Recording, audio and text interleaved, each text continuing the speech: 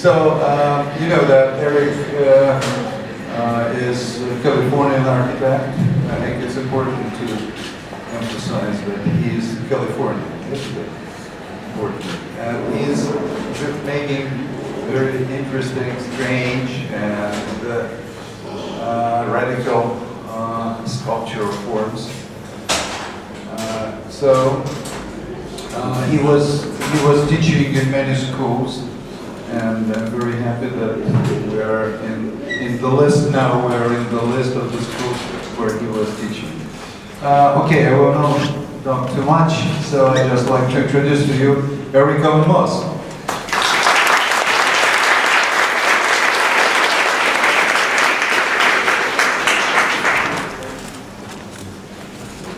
Good afternoon.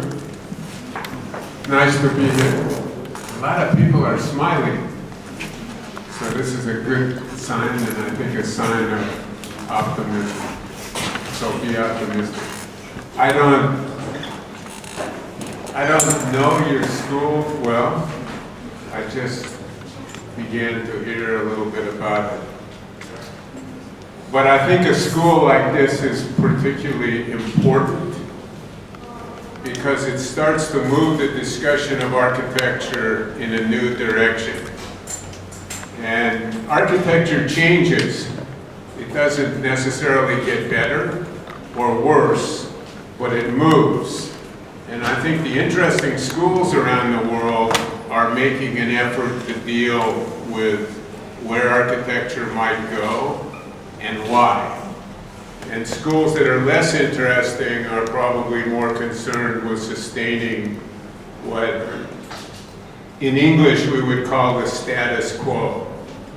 So I would say that the characterization of the work as strange wouldn't be my characterization. I think it has meaning or meanings, it has logic or logics, plural. It has a rule or it has rules. But the logic and the meaning and the rules are moving. You understand? Everybody speak English a little bit? Because I don't want to keep rattling. If you can't understand what the hell I'm talking about, you can just look at the images and it's probably okay.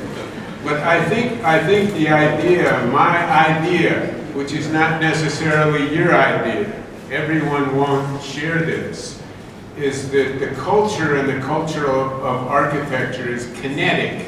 You know what kinetic? It's in motion. It's moving. It's changing. And I think my interest is not in drawing a perimeter around architecture and saying, this is what architecture is. This is what architecture means. And if you're outside of that perimeter, I won't talk to you. I'm more interested in the evolution of that perimeter. So let me tell you a little bit about that. So the first three images on your left. So these are all architects in our definition. They're architects in the broadest sense of the word. They're all dealing with movement in a culture. So the first one is James Joyce, who wrote a number of books, which you know, but dealing with language and the form of language and the meaning of language. So this is a map. So this is a way of making a psychological mapping of a book, which, by the way, if you read the book, you have to start at the end. Did anybody here ever try to read Finnegan's Wake? You know what the book is? Yeah. You know Ulysses. You know Portrait of Ulysses. You know Joyce. He's an Irish or expatriate Irish author writing the first half of the 20th century. It's still some of the most unusual. This, by the way, in terms of the development of new ideas, doesn't necessarily mean that what happened today is more innovative than what happened 10 years ago. So it depends on But anyway, this is Joyce with a psychological mapping of the meaning or meanings in a book. So it's visual, it's psychological, it's historical in a certain way. Language, in the meaning of language. The second one is John Cage. You know John Cage? Who's roughly speaking a contemporary composer who did a lot of experimental music by developing the notation of music in terms of what it looked like. Not an auditory function only, but a visual function, so both. So that contemporary music all of a sudden was defined not in terms of what you would hear only, but in terms of what you would see. There was, of course, an argument that the only people who saw it were the musicians who were playing it, and not the audience. It's difficult music, it's complicated music, but it's fascinating theoretically just because of the imposition of a visual side, looking at notation and developing in terms of what it looked like, not only in terms of the auditory function. And the last one is Giuseppe Turani, whose name you may know. He's a radical, let's say, a modernist Italian architect working for Mussolini, among others, who built a project called the Danteum. You know the Danteum, so you know Dante and the Divine Comedy and all of that. So this was an amalgamation of a literature, literary idea, manifest as architecture. Now, whether architecture can build literature or whether literature can include architecture. So this is a discussion, but the reason for showing these examples is just to illustrate, and there are many, many examples, the limitless perimeter of ideas in the arts and in culture as we, all of us, or maybe some of us, or maybe a few of us, move and start to differentiate the meanings of architecture. So these are four instances. On the left, across from Hagia Sophia in Istanbul, is a cistern. A cistern collects water, built by the Romans. What this illustrates to me is how architecture can change, not gradually in a Darwinian sense, not increment by increment over a long period of time, but immediately. This is a fight, in a way, between Greece and Rome. So I'll tell you the story. This is a debatable story, but this is my version. So when the Romans built the cistern, it's underground. So they went to an old Greek temple, and they tore the temple down. You understand? Took it down. They took the pieces down. And they reused the pieces, but in an adversarial way. They used the pieces differently. So you know the story of the Medusa? You know the snakes? The Greek story of the Medusa, the snake's head? You're stone. Medusa. Look at the Medusa, you turn to stone. Yeah? Okay. So this was the capital of the column. Yeah? This. It's in about a half a meter of water. So they took the capital of the column, they took it down, they flipped it upside down, they put it in the water and put columns on top of it. So to me, this kind of irreverence and wanton destruction in order to facilitate new construction. So the Greeks represent a kind of antithesis to Rome, you could argue. So the Greeks had Phidias, so the Greeks had Aeschylus, and the Romans are the big culture, the aqueducts, the roads, the big stuff. So they're different kinds of cultures with different kinds of priorities. And in a moment, they took what was sacrosanct to the Greeks and inverted it. And to me, this is kind of radical act in architecture and an act of sacrilege. You think this is important, it's on the top of the column, we stick it in the water. You understand? So this is an interpretation. Somebody might have a different interpretation. So this is my interpretation. They're taking a series of priorities that belongs to an old culture, and they're inverting them. They're saying those aren't the priorities anymore. That's what you like. We don't care. this is what we like, and this is what we're going to do. So architecture can change, and it can change in a radical way, and it can change in a confrontational way. I don't like what you're doing. I'm going to do it differently for these reasons.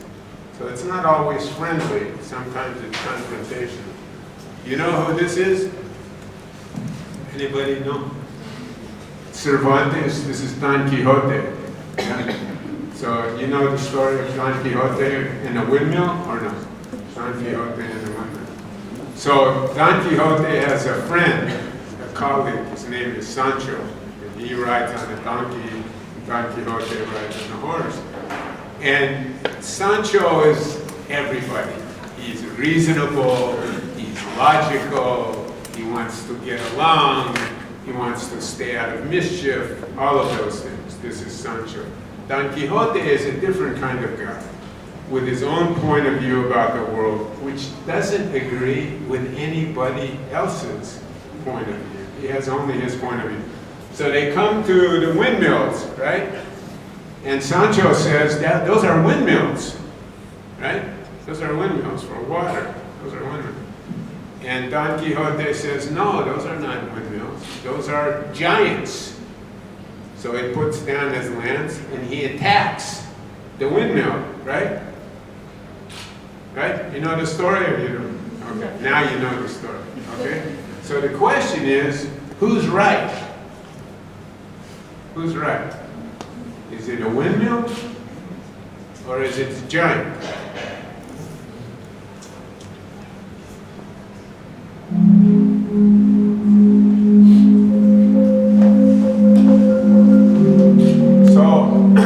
My father was a poet, among other things, and I used to watch him work. You could look up here, but I used to watch him work, and when he wasn't writing, he was making lists. And making lists of words and the interrelationship of words, do they rhyme, so on and so on. And a few years ago, doing lectures, I started to make my own list. And these are pieces of things that we make in the office.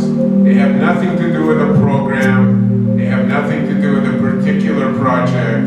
They have nothing to do with how a project would be used. You understand? They're just pieces of things, and they go on forever. So I thought you would like to see. So this is my list. Like he had a list of words, I have a list of shapes.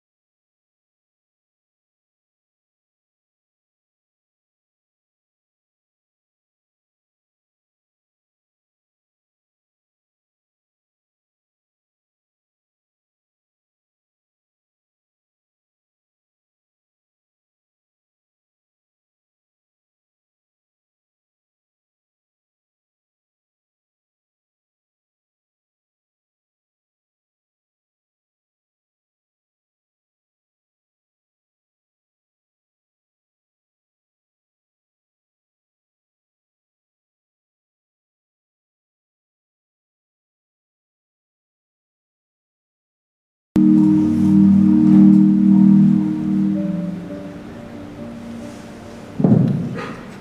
think this goes back to the idea that there's always another way to see, and another way to think, and another way to understand, and your curiosity and your energy and your interest or mine continues to push me in that direction. There's one other list that I want to share with you, the next one, which has to do, these are now buildings over a period of about 20 years. And one argument for an architect is that you really only build one building and it just keeps going forever. So one way to look at this is it's just one building. The other way, which is also possible, is that you never build buildings per se. You only build pieces of things, and all the pieces are additive, and they just keep going. So either way, these are all build projects, portions of build projects over a period of about, I don't know, the last 15, maybe 20 years.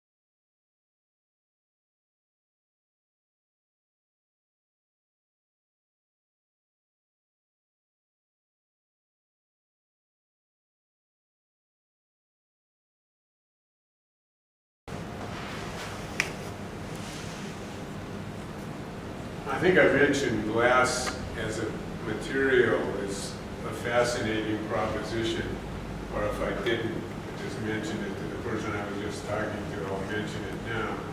Because among other things, it's there and it isn't. And the contradiction and possibilities, not that it's either this or it's that, but that it's both of those, is of particular interest to me. This happens to be a sample of a bent piece of glass for a project that we did about 12 years ago for the Los Angeles Philharmonic.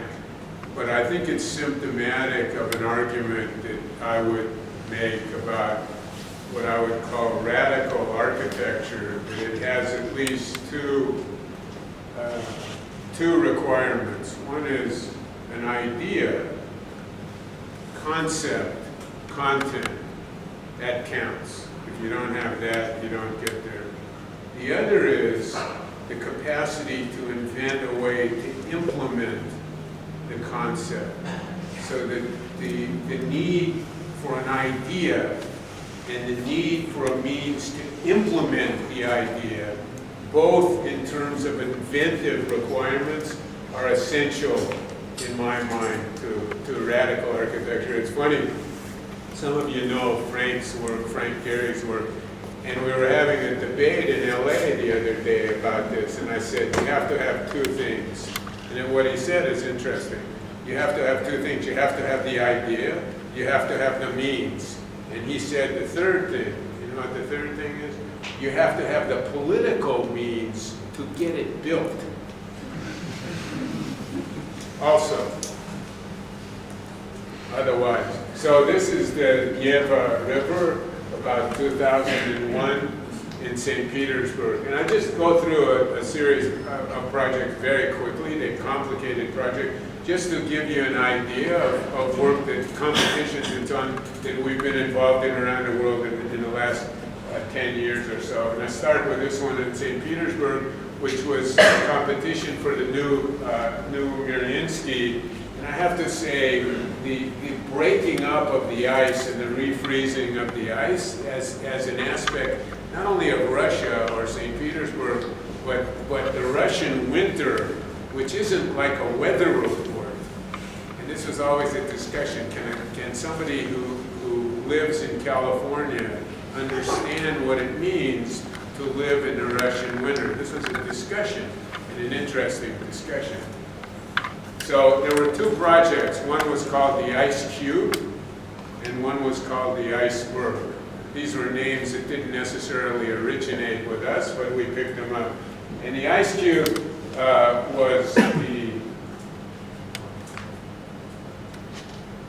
so this is New Holland, and the origin of New Holland is obvious. So they always, for me, quite interesting, and I think for everyone fascinating, the relationship of Russia to itself, Russia to the West in a positive way, Russia to the West in an adversarial way.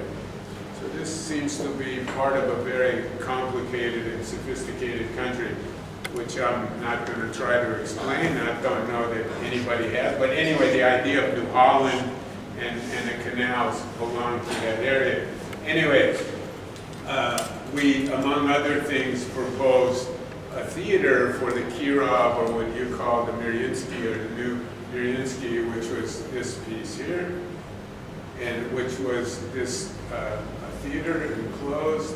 And this is a very old animation, but this is what we, and the first time the competition was run for New Holland and for the Mirinsky, we won that one. And they did it again, I'll show you a couple versions of it. But it's fascinating. I don't know if you're supporters of ballet, but I walked in last night to my room in the hotel, and a big picture of a ballerina, a principal ballerina in the Bolshoi, in the room. So this seems to be a very essential part of the culture, at least as the way the hotel presents it to guests. So it's not Jay-Z and Kanye West. At least not in the hotel where I'm staying. And this was the second project. This was came to be called the Iceberg.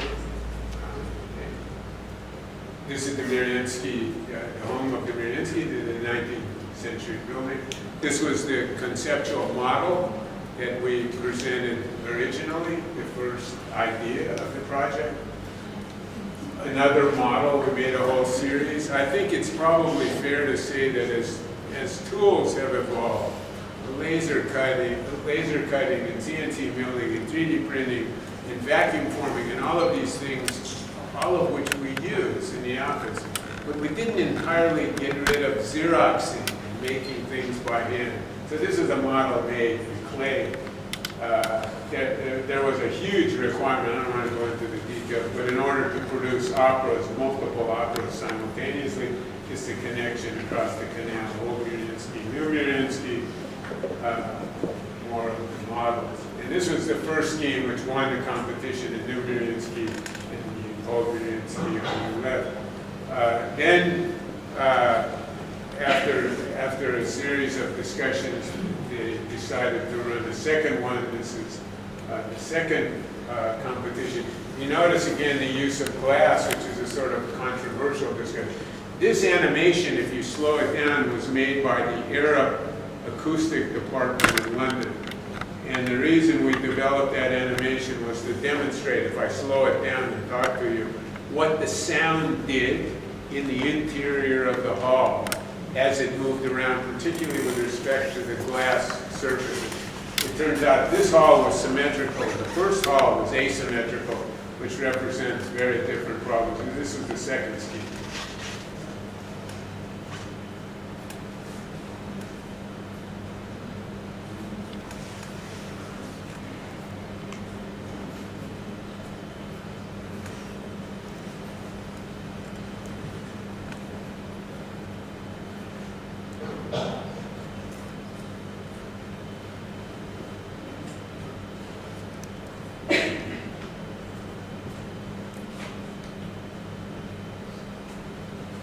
Act of preservation here, building on the site we were supposed to save, and we did.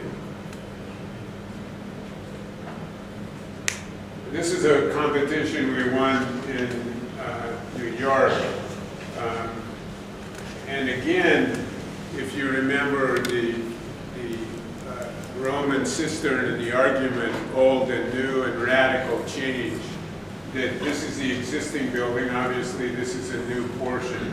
So many of these projects deal with some kind of conceptual amalgamation between an existing condition and a new condition, which in a sense is always what architecture is about. Something always precedes you, something will follow you. And the building was called the New York City building at a site for the World's Fair. The World's Fair 1936. 1964, and a historic building, by the way. It was being turned into a museum, which was the site of the competition. In this building, they partitioned Korea, and they partitioned Palestine. So you could make an argument that the history until now, I mean, it's still arguing about these things, obviously, and not very productively. Those decisions were made in this building. And it's at the site. And the original building, the division of the building, the imposition of the glass structure, what we call the glass drape. Another piece that you often see in the work that we do, which is to dig it into the ground, to make it belong to the site. So an act of excavation. This was the winning scheme. This is another one in Washington, D.C. This is a 19th century building called the Smithsonian Institute, which is a kind of, they save and protect American paraphernalia, art, inventions, and so on. And the building originally was the site of and an exhibition hall for early American inventions, so electric light, and Thomas Edison, Alexander Graham Bell. And the project was to put a roof over the space, a little more than 100 meters in this direction, about 30 in this direction, and they called it Democracy's Room. So this was an invited international competition. I want to say we won. They told us we won, and they told us we didn't. I think that this is, if you go back to the Joyce discussion, or the Cage discussion, the Tarani discussion, the interrelationship of elements that belong to many forms of art. This is a painter by the name of Seurat, who is a late 19th century French painter. Maybe you know his work, who painted very conservative subjects, right? Like the famous one on the bank of the Seine. But he painted them with this technique, you know, the technique with the little dots, you know, dots. So this was an advance, theoretically, of a means to paint. And what we did is just to say, okay, you see these dots? These are the dots. So the glass tubes, so the points of paint became the ends of glass tubes which were used for structure. So this is, in the end, I think that they decided we didn't win. Not to get into the politics, this is not interesting to anybody except, you know, your girlfriend, your wife, and your mom. Where you win or you lose, this is the way it is. But I think what we were doing here, which was somewhat controversial, is using glass, again, the material that's there and it's not in compression. So the glass tubes were structural, among other things. They were the vertical cords and trusses, so they're the cords and trusses. And then the lengths of the tubes, which were not just confined to the truss, the length of the tubes were developed as a function of an acoustic profile of a ceiling. So that room, Democracy's room, had two venues.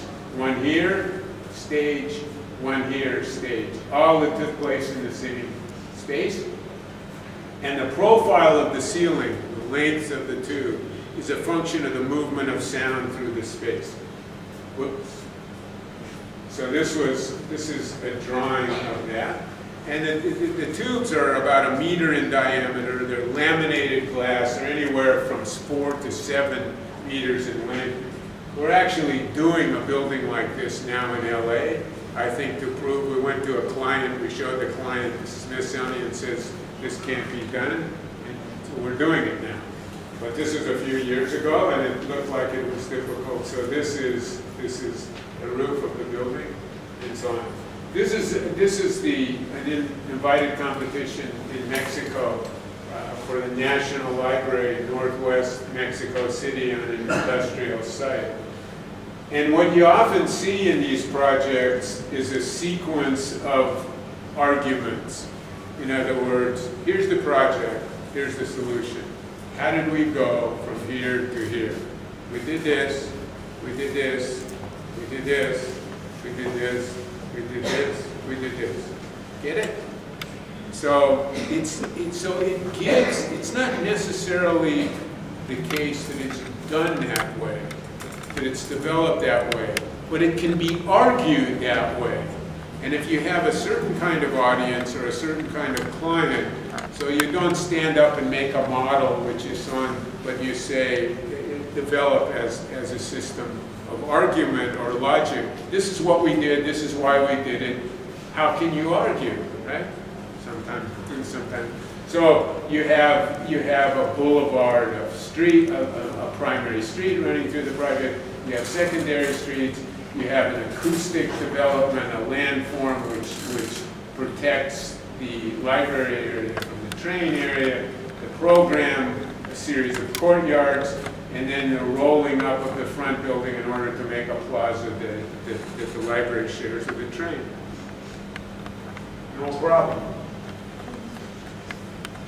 So this is the model, another model. And as we develop this, and again, these projects have all sorts of components. We're neglecting most of them in this discussion. But the courtyards, there are 4 courtyards that belong to particular uses. They belong to particular seasons. So the shapes of the courtyard walls are contingent on the movement of the sun, which is obviously different on March 21st and June 21st and September 21st and December 21st. So as the sun moves, the shapes of the courtyards change, and that's reflected in the architecture. This also is part of, this is the element in the front that makes the plaza, where a lot of the media and screening and visual production of information had to do with a discussion about what's a library. So there was a time everyone knew what a library was. It's a row of books. Now it's something quite different, although it includes rows of books.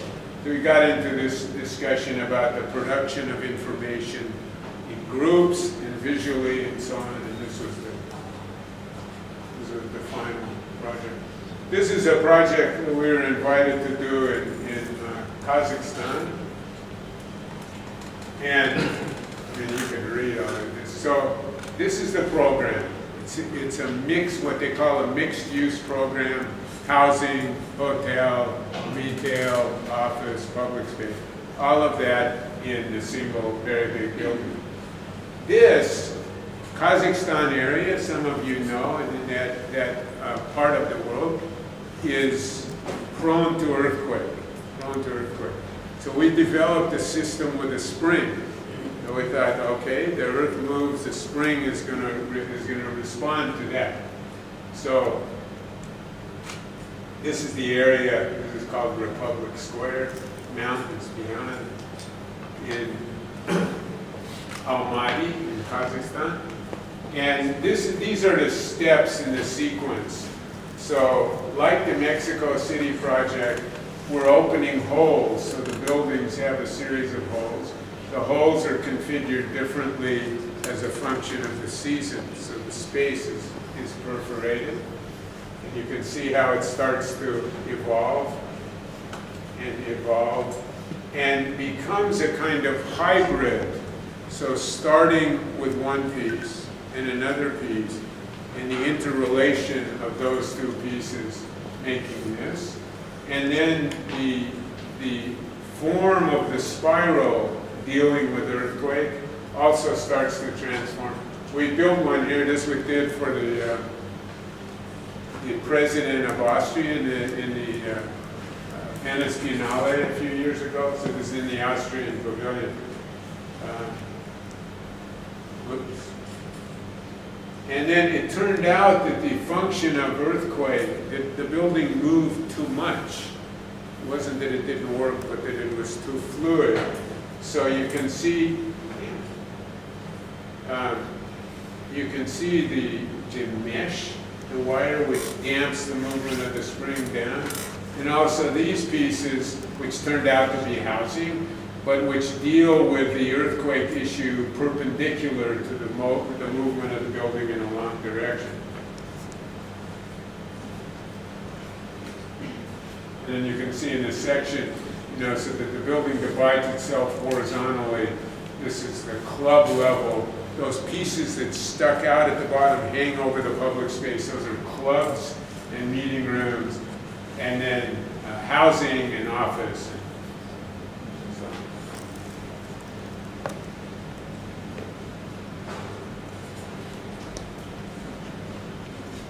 This is a competition in a city, a Russian city called Perm on the Kama River, with the bridge going here, and they're remaking the center of the city.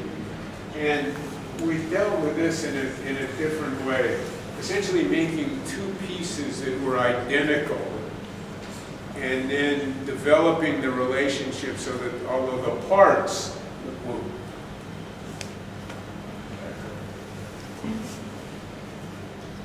so that the blocks were identical pieces, up and up, looking over the river. But the relationship of the two was quite different. One held the contemporary collection, one held the permanent collection of the museum, or historic collection.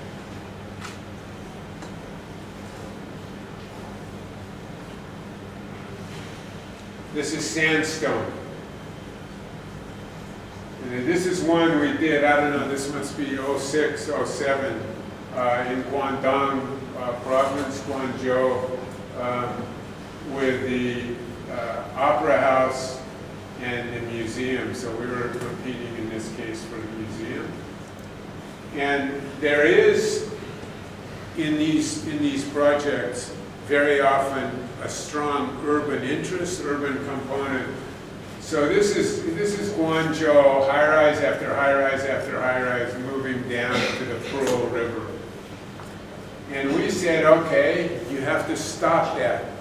No more commercial buildings. So we're going to block it. So this is a kind of cultural interrupter of the commercial development. So this is what we proposed. And what was built wasn't so different from that. So commerce ends, opera and art begin, and then down to the river. So the project actually is, there are 4 components to the program, 1, 2, 3, 4, the museum program. There's also an entry area in here. There's something here called the glass forest. And then there are internal pieces in these blocks that have to be enclosed. No light. So to be simple about it, light, no light. Light, no light. No light, light. These are the pieces that can take light. Study model.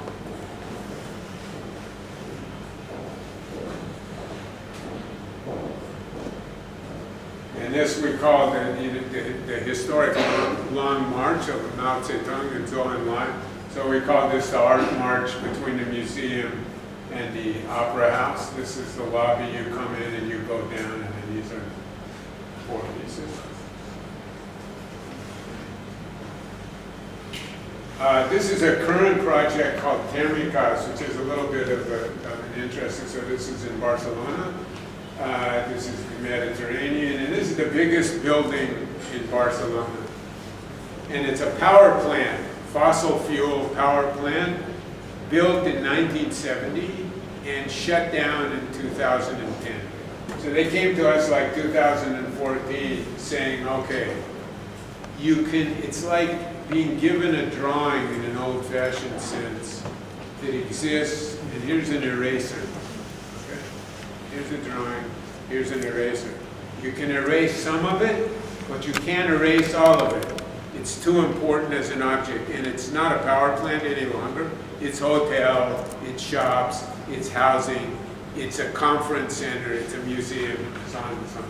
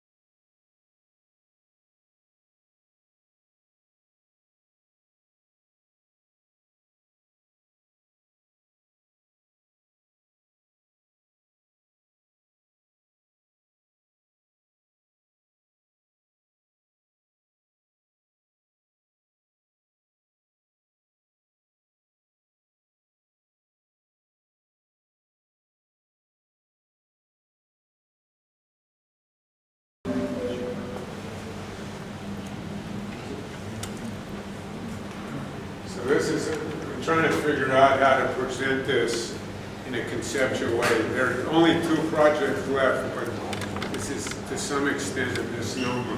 One is a city from scratch that we're working on now. From scratch means starting from zero. It's Nanjing. It's a southern and slightly eastern extension of the city of Nanjing in China. And I want to give you an idea without going into too many details.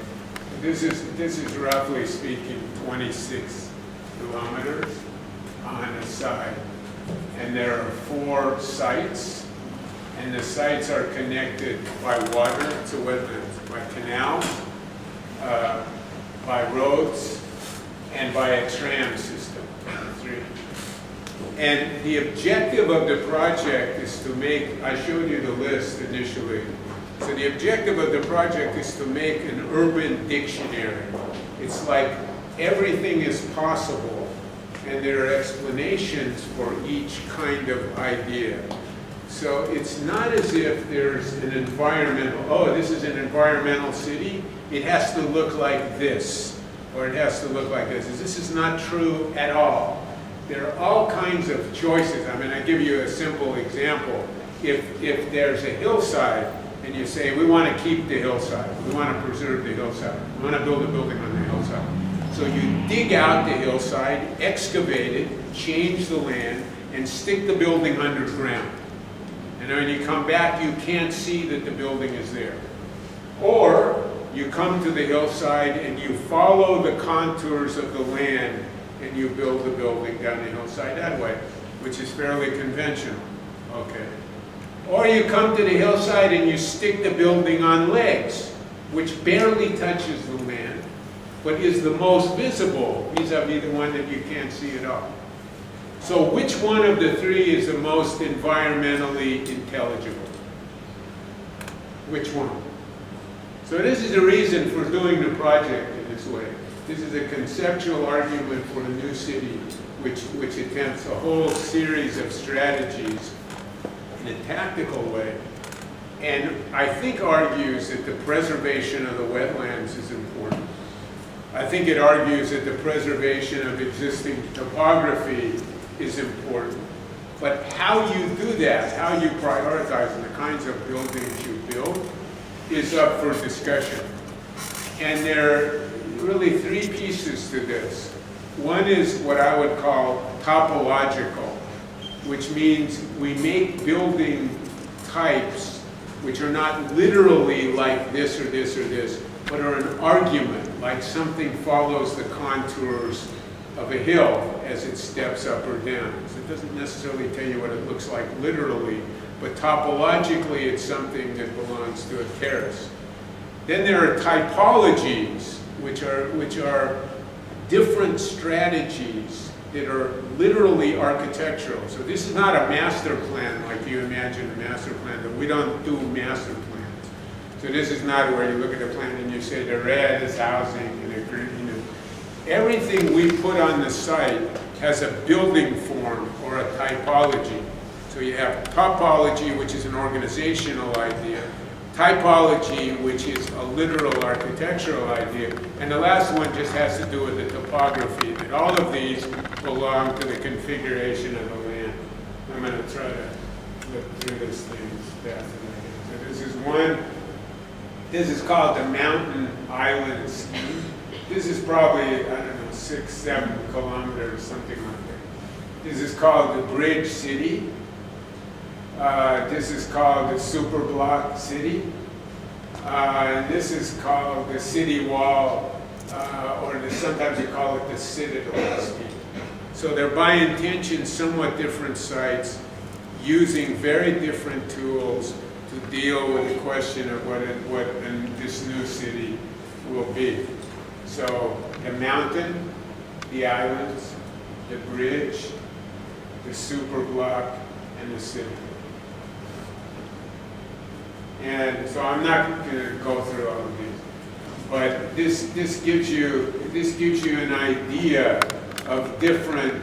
They're like archetypes or typologies, what I call typologies. Certain ways of dealing with this comes down the hill.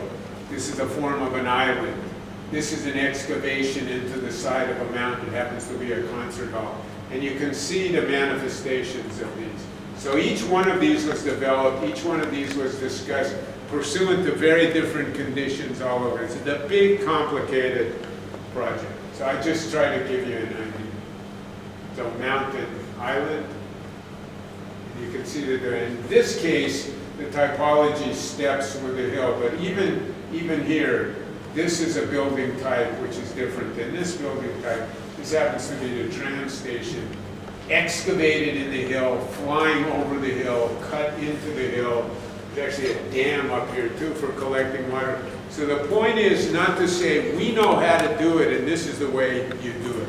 Because this to this to this are all very different ways of building a building in that way. So this is the bridge city. And issues of building in the water, over the water, on the water, different ways of, and you can see what we did here. So the tram goes through, the automobiles come through, and one of the interesting aspects of this is that there's no infrastructure in this city. It's not like the freeways over here, the trains over there, the rivers over there. They're always together. There's no single meaning to any element of building. You don't get to say it's the freeway and that's it. Okay? So in a way, this is the tram, the freeway. There's also housing. There's also commercial, all of that. So it's an integration of multiple building types with the infrastructure. So the infrastructure is the building is the infrastructure. And then these rotated tower types have turbines. There's a lot of wind, so the turbines on the top produce electrical energy. And then this is the superblock. And again, there's a highway that goes through here. Oh, this is the highway. There's a park over the highway. Very high density, medium density, low density, rural. So in that superblock, you have every kind of density from the highest density to virtually a rural condition when you get out into the landscape.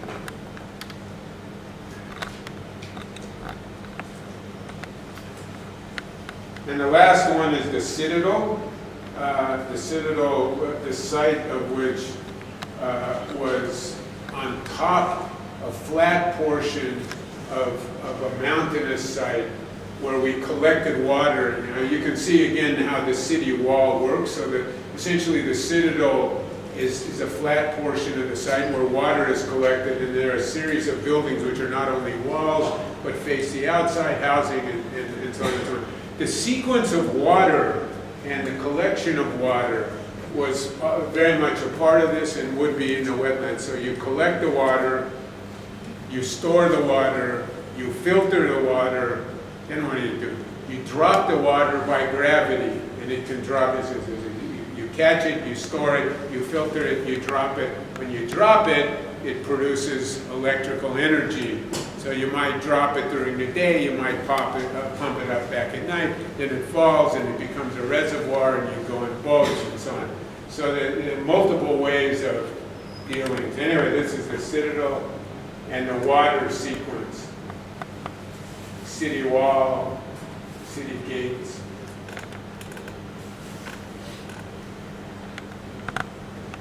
So this is the second making of a city which didn't, this is in the central portion of Los Angeles in an area called Culver City, which is like a suburb. You know, LA is not one city. How many of you have been to Los Angeles? Yeah. So, yeah. Yeah, okay. So you can confirm that I'm lying. So Los Angeles is Beverly Hills and Santa Monica and Culver City and Burbank and West Hollywood. In other words, it's in some ways a number of little towns shoved together, and somehow where the towns aren't is Los Angeles, with a huge horizontal area. And we've been working in that, in a portion of that area for almost 20 years, off and on, over 20 years. So I'll share some of those issues with you. This is something running through here called the LA River, which is a hunk of concrete, basically. It's encased in concrete, and the river runs through there. On this side of the river, this is Los Angeles. This area here is called Culver City, which is just a small civic jurisdiction. For our purposes, in a sense, it all runs together. When you drive through there, you don't say, oh, I'm Culver City and I'm Los Angeles. They appear very much the same. So this is that river, this is the Los Angeles side, and the Culver City side. There are actually several Culver City sides. So this is a building that we built. This is the infrastructure argument. That the building is the infrastructure is a building, not that they're separate.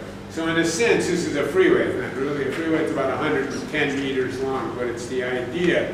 So it's an air rights building. So it's built in the air. This is like 95, 96. It's built in the air over a road that you drive through. And it's occupied by a company called Sinyan Kodak. This is a pretty tough area and a nondescript area, which is now changing in a very significant way. So this project, this is the original building. This is a new building. This was an existing building. This is an existing building. This is a building, so now this is the next stage of the project. The owner bought that project, and there are a series of steps. These are about 1,000 square meters each, and they're pods really for startup companies. And then that building is enlarged.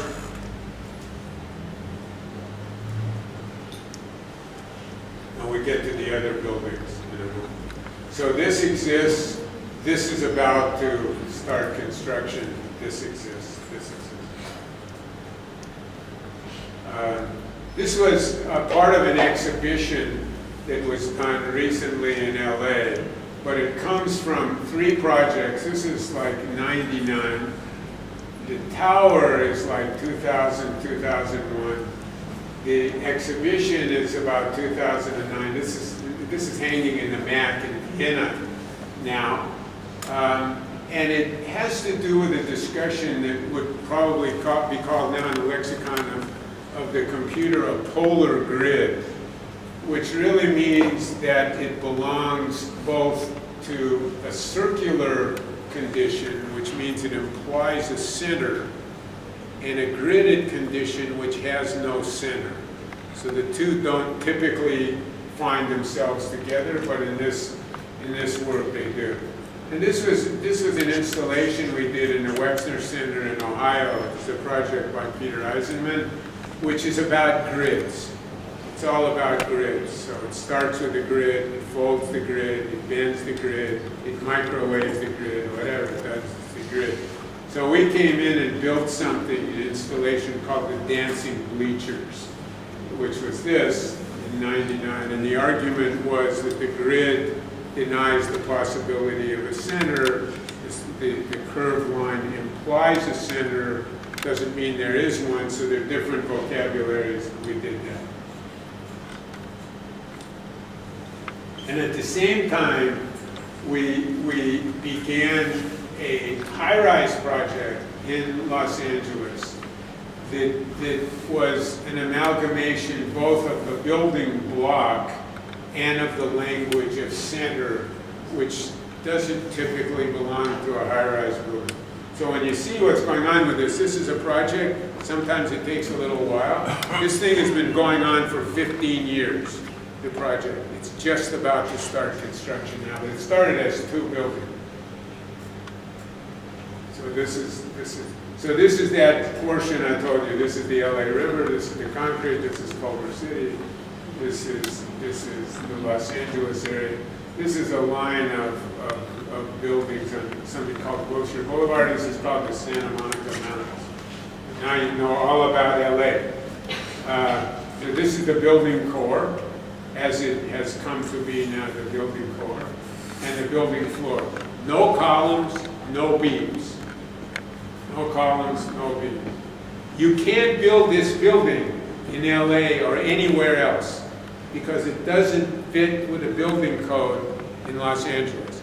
Therefore, you have to write, and there's an option, almost nobody takes it, you have to write the building code yourself.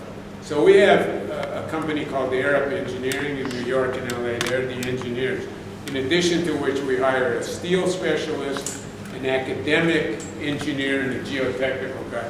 And we have what's called a peer review. You go in a room, there are 21 people, and there are 23 opinions, and you spend, I don't know, a couple of years, and you get it or you don't, and we got it.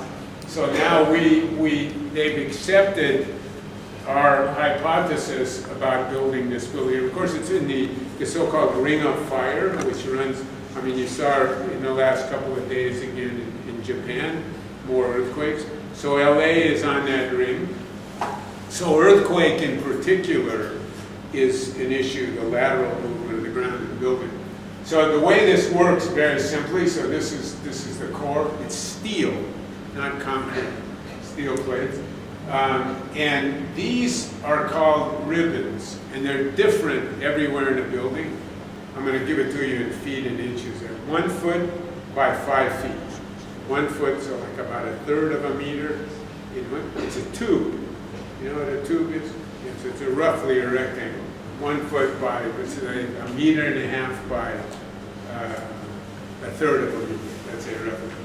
That's what these are in section. So they run up and down the building in various ways based on this discussion of curves and centers. Then there secondarily are beams that connect those, different at every level. And those beams then support these beams, which support these beams, which supports the floor. On the west end, in addition, they actually curve. So the building is here. So the tubes, these are I'm calling tubes, the ribbon, curve in two directions. So this is called base isolation. This is something a little bit new. This is what happens when you don't, and this is what happens when you do. So there are a few, do you know about this? So it separates the building from the ground, which is counter to it. You think you don't want the building to move, so you go down as far as you can, and you anchor it to whatever you can find. And the deeper and the bigger and the stronger, the less. So this is different. This separates the building from the ground, so the building can move. It's called base isolation. It's new, but so we're doing it. This is, okay. No base isolation, base isolation. This is part of the testing, and this is done by Arab Engineering as a part of this discussion.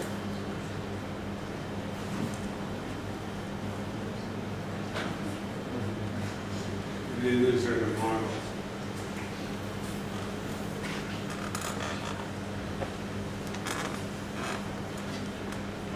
I mentioned this at the beginning, the bending of glass. This was done for the LA Philharmonic. It's called the Green Umbrella series, which is a series of experimental music, which is how I encountered John Cage that I mentioned.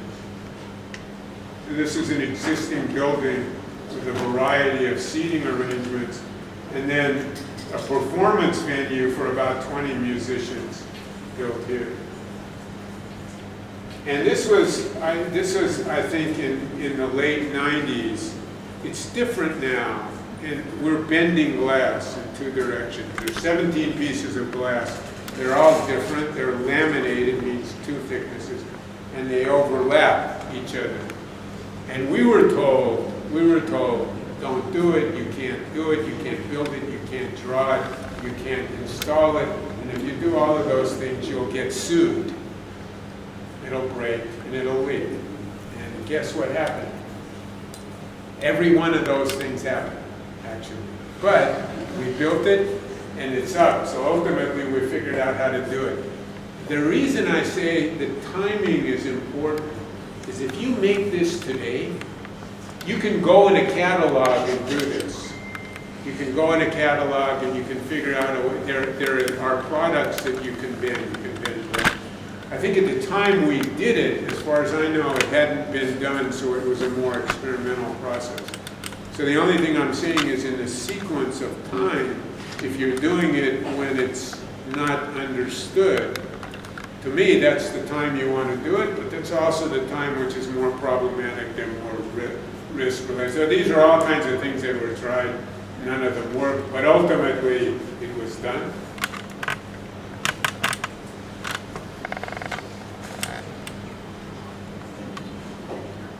This is part of a group of buildings, so the entrance to the group of buildings in the back is through here, and you see the green umbrella.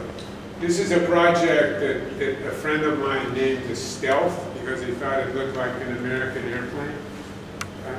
I wouldn't name a building that way, but the name stuck, so the building is called the Stealth. And it started on a toxic site, a polluted site, which we had to remove the earth.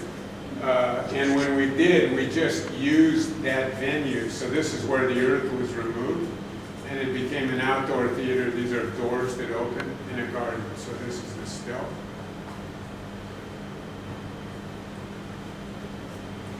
It changes shape as you move through it. So the shape is always different from one end to the other. Different shape, different shape.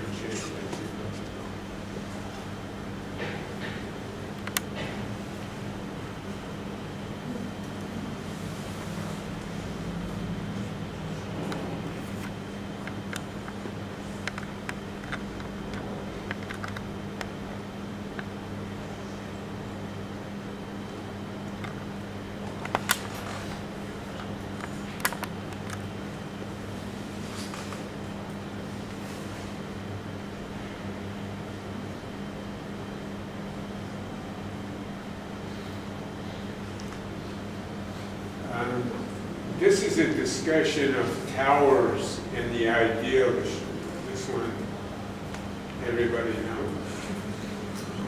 But the meaning of, in terms of what's a tower, really? And in a way, a kind of act of will or insistence. You can go further, you can go higher. I'm not sure there's the value of that in that way that we look at towers. I think we still do. Brancusi, Alpers, Catlin, Max Dill, Louis Kahn, Schucott. The only guys who got it built are these two. So this is a media tower we did in LA a few years ago. It was built because it's next to a train, a new train. So it provides information to the train.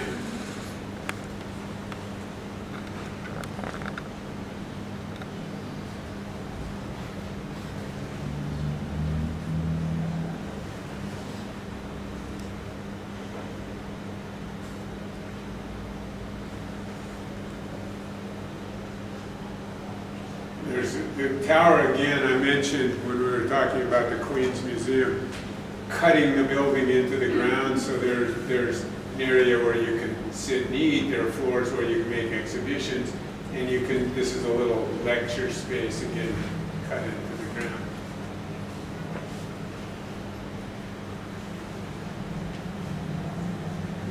And this is another one that we're working on at the moment, which has no operational meaning really. I mean, it has a few offices. It has a restaurant in Weihai, in China.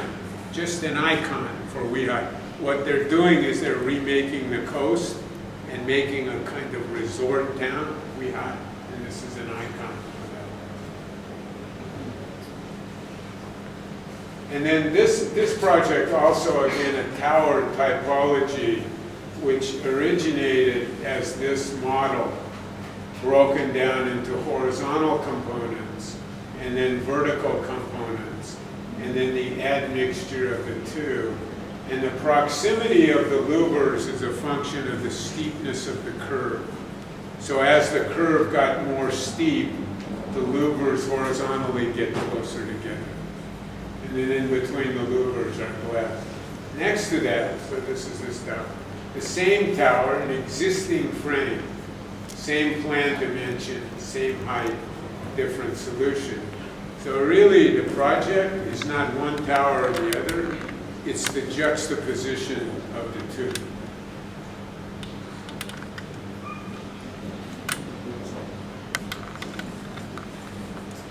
These are the columns. So one of the things you discuss in your school is the interrelationship of components that belong to the inside of the building, to the outside of the building. Everything in this building was subservient to the shape on the outside. So once the shape on the outside had been decided and the louver mechanism was decided, the columns which support the building then follow the shape that's determined on the outside.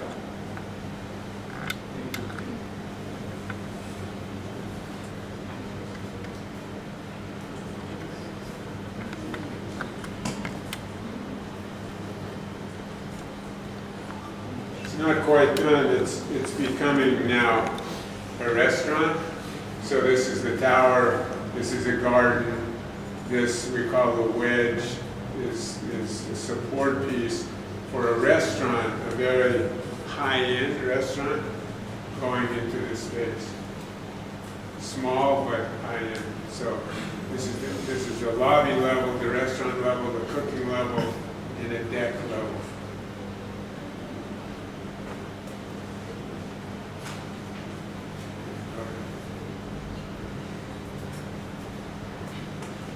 And this is, I think, a final project, which was intended to be one project, but wound up as two, at least over time. So I built a garage, it holds about 800 cars, and anticipated a two-story building on the top. And the columns were run up from the structure of the garage. The column structure of the office building belongs to the column structure of the garage. And this sat this way for 10 years. They didn't build the second piece of the project. And then they did. And this was the original scheme with the garage. The garage is this piece, up ramps, down ramps, pulled to the outside. Very simple, very inexpensive. And then a series of program blocks. The lower level is all open. The upper level more enclosed office spaces, conference spaces, and so on.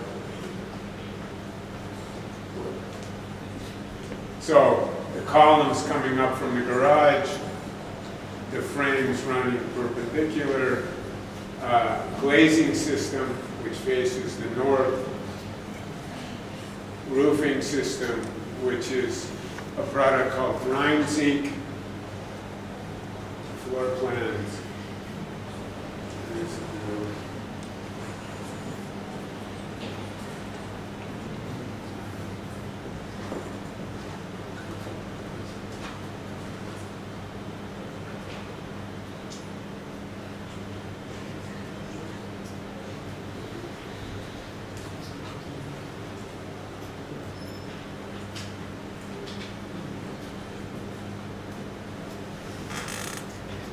You know, we were just having a discussion. I was doing an interview with a young woman, and we were talking about, because we're here for a project, and the discussion is the new workplace, or a new work environment.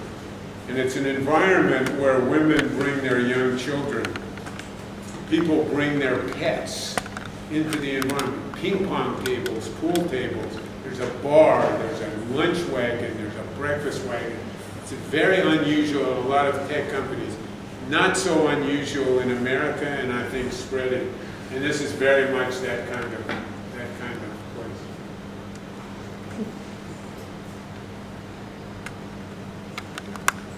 This is a film. It's a YouTube. We just found it the other day. That's this badass new building that you're all admiring. Made by the company that rented the You ask space. me. This give you an idea how they use the building. This is the head guy.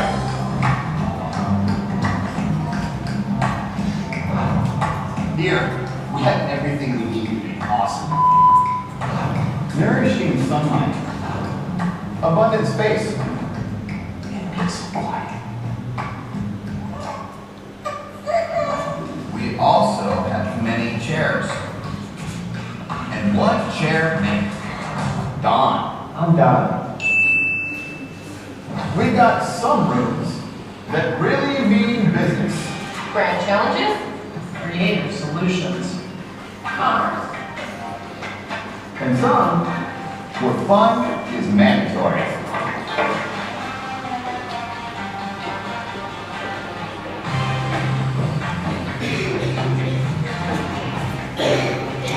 We're up to our beards in cutting-edge technology.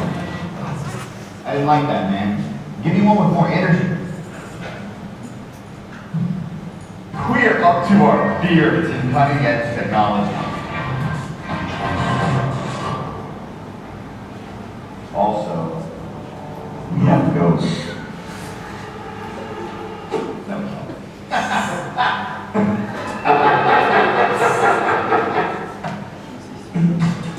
But, most importantly, here, we can really be ourselves.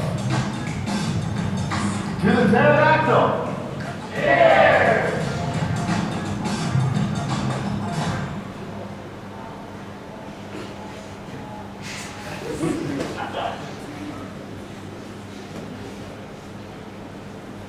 It's a company called Omelette, and they're supposed to be very hip, cool, all of that. They took the space, and it's interesting if you see how they use it, how they're acclimated, how the unusual spatial quality, which I think some people would argue is an impediment, actually facilitates the work that they do. So it's important to understand there's a constituency for that, for this kind of work. There's a large constituency and a growing constituency, whether you agree with this attitude or not, but their energy and their enthusiasm and their optimism about the building is pretty clear. This is a book that I recommend that we made a few years ago. You can see the cut. It was actually made in China. Only the Chinese would do this. The Americans and the Europeans wouldn't do it. And the latest book that just came out, I'll See It When I Believe It, The New City, which I also recommend, which Rick Soley just published this week. Thank you very much.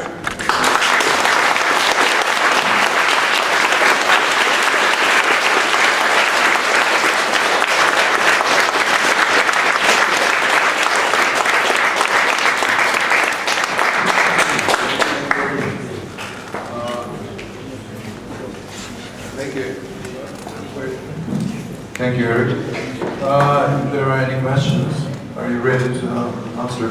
Yeah. Okay. Yes, please. Hi. Hi. My name is Grigori. First of all, I'm very glad to see you. And I have two questions. First question is, there's many buildings in our city, and what is that each of these buildings? What is what? Each building is that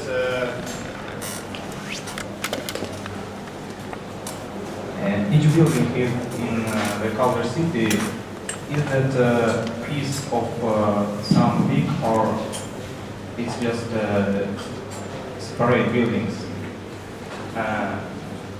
What kind of relations and links do they have? You mean, is there a master plan for the project? No, I mean... Is there an organizational plan? Are you talking about what the relationship is between one building and another? Yeah. One of the interesting things about it is there's a master plan and there is no master plan. No master plan. It's not a master plan in your terms. In other words, nobody sat in 1996 and said, for the next 20 years we're going to do this. Nobody did that. And my argument is that in a city, in the making of a city, aside from principles, what are the principles? But to draw the city in 20 years is a mistake. And what I would say is that the relationships between buildings have evolved as the uses of buildings have changed. And we don't have it here. The project we're proposing in Moscow, for instance, I think would be inconceivable 10, 15 years ago, because of the way it's used and because of new sociologies, new technologies, and so on and so on. So you develop relationships. So maybe I'll develop a relationship with him. We'll go have a beer. I don't know him. I meet him. I see his project. We talk about your ellipse and the Salton Sea, okay? And then we go and talk about it. It's not a relationship I anticipated, but it's a relationship that can be developed and evolve. And I think this is a different idea about master planning than to fix everything and simply fill in the pieces. That's not the idea. So it's not that elements or components or buildings or pieces of buildings don't have relationships. They do. But they evolve and they change. So what you might have anticipated, some things don't get built. Some things don't get built because there aren't the right tenants. Some things don't get built because the economy is not working.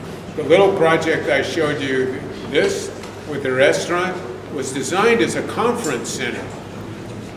It's designed as a conference center. There's no restaurant in the immediate area. A well-known restaurateur and a chef came. They wanted to make a restaurant. The whole thing changed. We added the wedge, we added the garden, and so on. So when you're working with someone who owns such a large piece of land, and the ideas can develop, and also even property lines, like this is my property, this is your property. No, this is my property, this is also my property. And by the way, if I want this property, I'll take that too. So there's a kind of flexibility in the process. I think that's really the idea, not a fixed idea. Anybody else? Thank you. Yes. I can hear you. Thank you very much. I'd like to ask you a question. You started your lecture with explaining the notion of motion and kinetics. Although in your projects you didn't speak too much about the circulation of people, you didn't show any circulation diagram, for example. Your buildings do not move, I don't know, like some Calatrava buildings. Could you please explain? They don't move, you mean they're kinetic buildings? Yeah. Calder did that. You know Calder? Yeah, like... Calder's sculptures move, so Calder already did it. Or you can go to Disneyland and Magic Mountain, a lot of things move. Yes, but So, I think buildings don't do it. And can you please explain this notion of motion one more time, and maybe compare it with the notion of animate form, which is it comparable, or you have your personal attitude, you can critique the difference? Well, it may be the meaning.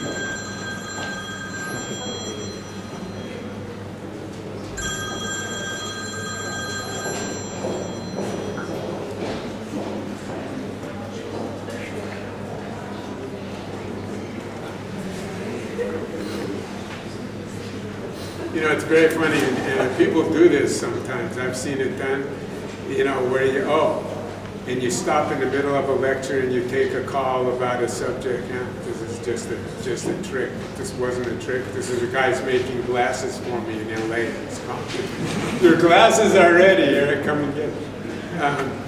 But I think the question of motion, you're being too literal about. It's not that the building should run around the block and go to another site. It's not that kind of motion. That's not the meaning. The conception of ideas moving means ideas change, means strategies change, mean the way of understanding a subject matter itself changes. So whether we're looking at Finnegan's Wake, which is clearly a different definition of writing a book than a conventional book, or John Cage, which is clearly a different definition of scoring and hearing music than conventional music, or Tarani and the Danteum and so on and so on. So this is meant to show that don't be wooden about these things, don't have allegiances to particular ideas. A particular allegiance or a particular idea at a particular time might be all right, but you have to have enough confidence in it to build it, and you have to be self-critical enough to see what its limitations are. So it moves on, it changes, it evolves, That doesn't mean that the building itself moves. I don't think I said anything like that. How you move through buildings, meaning how you understand them from the outside with what vantage point, is a different discussion. I didn't have much to say about that. There are a lot of things I didn't talk about. That's a different discussion. I mean, just to say one point about that, and not to keep everybody here all night, I think buildings should be understood from multiple vantage points. If you look at the Mirinsky project, one of the objectives was to set up in the lobby, for instance, in particular, a number of ways of seeing the space and moving through the space. It's not the Arc de Triomphe of the Champs-Élysées, one way, inexorable way. It's different vantage points, and the idea is that if you see and understand things from different vantage points, you'll understand them in different ways, in a more comprehensive way. So in terms of movement through buildings, multiple vantage points is the way to do it. Hey, it's great to see you. Thanks for the lecture. Great to see you too. Coming back to just the very beginning, the group sister question in the room. You provided us a great look into the future with that the new city from scratch in China, and it all pretty much looked like a Martian colony. So it's like had this distinct alien look. Yeah. And what I had in mind is that traditionally people all over the world find attractive the classical places that somehow retain the unified look, like the center of Barcelona, center of St. Petersburg, Venice ruins, more or less like level, that same level, and that kind of perspective of the street where it's all level up. So thinking in a city built from scratch, like somehow make classical architecture make a forceful comeback sometime. So it might not feel like as much as alien as some of the cool modern architecture looks like. So it feels more like native to the people who were born like on the classical. Yeah, okay. Yeah. So what's the question? The question is, will there be a return of the classical architecture elements of it in the modern architecture? If you bring it back, it'll return. And I can't speak for every mayor or every person in every city. There are pieces of urban history that are important, and they have things to teach us. I mean, the cistern may be different, Greeks versus the Romans, but it's been there for 1,600 years or something like that. And we're talking about it in Moscow in 2016. So it matters to Istanbul, as does the building across the street, not just Sofia. So this is not an argument for no history, nor is it an argument that we can't learn. There may be a question of what exactly we learn. I don't think the lesson you can learn from history is to copy it and to repeat it. And there may be things that are the same in intention, but don't look the same. This is also an issue. What do you mean by copy? I mean, do you mean by copy literally replicate, or are there ideas or attitudes or something like that? But you can't insist on a history that doesn't exist. I mean, how much of Nanjing is built and in what time frame is a big issue, and it changes over time because people understand differently, use the land differently, have different commerce and manufacturing and religion and so on and so on. So nobody is saying make the city and the city is what the city always will be forever and ever. On the other hand, it's a city all at once, so it doesn't have a history. I mean, Nanjing has a really interesting history, especially in terms of Japan and China, which Japan won't talk about. It's another. Maybe you know about it, and maybe you don't. But it's a big subject in China, and it's a big subject in terms of the way the Japanese do so.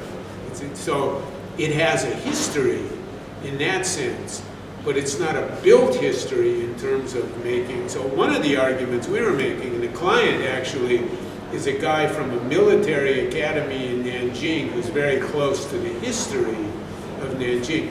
And he wants to make a new city in a way for the same reason you want to. It's a historic place. It's a place of some pain, some cultural pain, and adversary relationship between cultures and countries. So the idea of a new start, in a way, is particularly appealing to them. Not so much repeating something in a context which is very difficult, but making something different. In a certain way, you'd have to call it an ahistorical. You know, in English, when you put the ahistorical means historical is historical, ahistorical is like non-historical. There's no history. And it is initially an ahistorical city. Now it really isn't. There are super blocks, there are bridges, there are mountains, there are islands. So there is a history, which is one of the reasons we got into this sort of typology, archetype, prototype discussion. But in a different way, it is something that begins anew. And I think the spirit of that is also important. Now, how that's modified and what happens over time is up to the people who live there. It won't stay the same. And it's a little bit like the guy who went home asking, what's the relationship between the buildings? And my answer to that is it's an evolving one. The master plan, back to that discussion, motion, the master plan is in motion. It changes as we change. And if we don't change, it won't change. And if we want to build what was built yesterday, we'll build that.